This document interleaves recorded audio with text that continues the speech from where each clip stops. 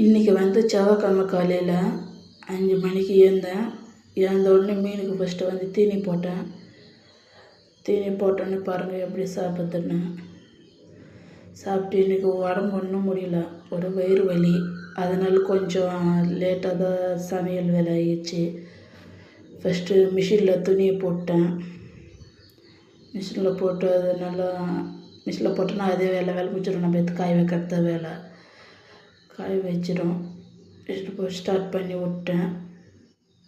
விட்டுட்டு நான் கொஞ்சம் வெளியில் பெருக்கி எல்லாம் கழுவி தள்ளிட்டேன்.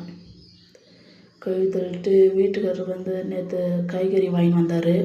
அது எல்லாத்தையுமே எடுத்து தனித்தனியாக எடுத்து எல்லாத்தையும் கவரில் போட்டு ஃப்ரிட்ஜில் வச்சிடணும்.